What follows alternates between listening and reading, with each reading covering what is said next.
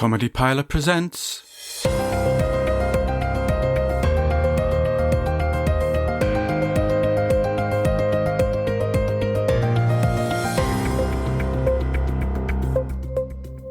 Good evening. It's the 15th of January 2026 and this is the United State of News. I'm Johnson Hood and these are the headlines. Americans more likely to see Bigfoot than the Epstein files. Whoever this guy Overton is, he's got to be pleased with how many people are talking about his window. No one should be worried that oligarchs are buying nuclear bunkers. But first, as dementia swirls Trump's brain around his head like an olive in the bottom of a martini glass, the UK and Europe can no longer deny his intentions and allow him to grab the world in the same way he grabs non-consenting women. He has said again and again what he is about to do, and like his round orange stomach, his words carry weight. The most recent threat comes as Donald continually verbalises his need for Greenland, though some might argue he'd be better off with Ozempic and therapy. His reasoning, such as it is, surrounds security concerns, and he recently stated, Greenland, basically, their defence is 2 dog sleds, which is not only racist, but suggests Donald has forgotten about the US military base there. Though there are rumours the UK may station troops in Greenland soon, it's an empty threat, given how depleted the UK military is. We do just as much damage sending Captain Mannering over there with a potato gun. But UK think tanks have devised other strategies, one of which is dumping bonds, in the same way Daniel Craig did when he'd made enough money. The US is crippled with a $38 trillion debt, increased by $2 trillion last year, when spend-happy Donald offered tax cuts to the rich, and to afford this he sold debt to other countries. The UK holds $877 billion of this debt in the form of bonds, and it is suggested they should be dumped, causing massive economic hardship for the US. Unfortunately, any economic pain felt by the US would likely be felt by the UK, and given UK debt is the third highest in Europe, it would be a move favoured by masochists. Still, we're nothing if not a nation of fools. There's no foot we can't shoot if we try hard enough. And as long as there's some form of pushback against Donald, there is a strong contingent of the British public who would support it. Now, a quick word from me. People are asking why a bunch of UK so-called funny people are interested in US politics. The answer is simple. For our US listeners, this podcast is a show of support for all of you who feel Trump and his far-right agenda are harming the country you love. For UK listeners, this podcast is a word of warning. When America sneezes, the UK catches a cold. What happens over there will happen here, so we need to keep an eye on what's happening. Because if I have to have a rat in my house, I want to know what it's doing at all times. But to everyone everywhere, we're here to take the piss out of those people who would take your power away. So join us, follow us, like us, because the only way we're getting through this is together. Thank you for your attention to this matter. And now we go live to our roving reporter Billy Beans, who once said all Italian cuisine was like eating garlic mud. What have you got for us, Billy? When it comes to Tory politicians sidling up to the far-right Reform Party, there is no better description than defections. They are broken, washed up, and unable to perform their duties in any meaningful way. Those that can, do. Those that can't, join Reform. And the latest to join the Defectors, that team of supervillains Marvel aren't prepared to commission, is tax cheat Nadim Zahawi. He claims his motives are pure and in no way linked to his naked ambition for power. However, his defection comes after being refused a peerage by Conservative Party leader Kemi Badenoch. Considering Kemi's honours list contained a woman who had failed to become an MP and a pro-smoking, pro-obesity health minister, that rejection has got to hurt.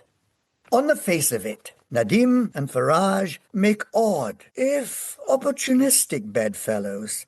In a now-deleted tweet, Nadim had called Farage a racist and claimed he would be frightened to live in a country run by him. Similarly, Farage had once described Nadim as a politician only interested in climbing the greasy pole, a fact he seems to have forgotten now that the pole is his. But they are united in one way, to not let their lack of morality get in their way of gaining power. While Labour may have been criticised for being reform light, with 24 Tory MP defections, reform is now Conservative heavy.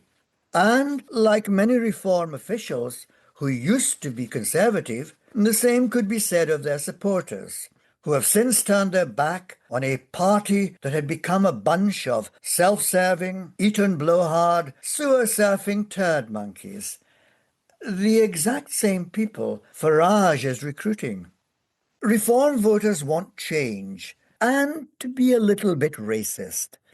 And Farage runs the risk of becoming the establishment they hate before he actually gets established in Downing Street.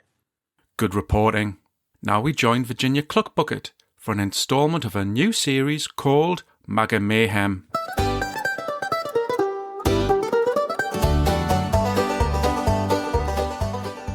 The American public are used to Donald Trump giving them the middle finger, especially when it comes to healthcare. But this week, he singled out one American in particular as he mouthed the words, "fuck you." The incident occurred as Donald toured a Ford car factory plant in Michigan. Just as he congratulated himself on how loved he was by the working idiots he's oppressing, TJ Sabula began calling him a paedophile protector, loudly. This, of course, is a reference to the White House protecting paedophiles and their failure to release the Epstein files and Trump's continued obfuscation, alternatively calling them a Democratic hoax, a distraction, and pretty boring stuff. A Ford spokesperson later apologised for Sabula's accurate assessment of the situation and said they couldn't condone anyone saying anything inappropriate at one of their facilities. This is a heavy industry car factory in Michigan, not a ballet class. Being inappropriate feels like weak tea compared to what they probably say most days. Despite being suspended pending an investigation, Sabula stated he had no regrets whatsoever. And it doesn't hurt that fundraising has already begun for the Michigan line worker, which has so far earned him almost $50,000. Sabula should be grateful, not just for the money, which he richly deserves, but because giving him the middle finger is all Donald is likely to give to the working class. Thank you, Virginia. And now we have an editorial from guest writer Susan Susanson. No, not the one you're thinking of. I want to talk about violence against NHS staff, which already sounds like the start of a Guardian investigation. And it is. But don't you worry, I've done the most important part. I've read the article. NHS staff deserve to work in peace. They're there to treat you, not to be punched, spat on, sexually assaulted, or emotionally traumatized like it's some kind of immersive escape room. You're in A&E, not Fight Club. The first rule of the NHS should be, you do not attack the nurse. And yet, it's becoming completely normalized. People go, well, what can you do? Or, patients have mental health issues. Or my personal favourite, you know what you're getting yourself into. Do you though? Because with that logic, should teachers be abused by students? Should I punch my hairdresser because my fringe doesn't flatter my oval face shape? Should I burn my mechanic alive because he charged me to put air in my tyres? According to a Guardian investigation, NHS Trust in England recorded nearly 300,000 incidents of physical violence against staff between 2022 and 2025. That's about 285 attacks a day. That is not a bad apple. That's an orchard. And that's just what's reported. What about the staff on visa who are scared to say anything? Or when it's the same patient again and again and again, and it just becomes a mundane part of the shift? BAU, business as usual. Oh, that's Greg. He throws chairs on Tuesdays. And what if the abuse comes from other staff? Is that in the data?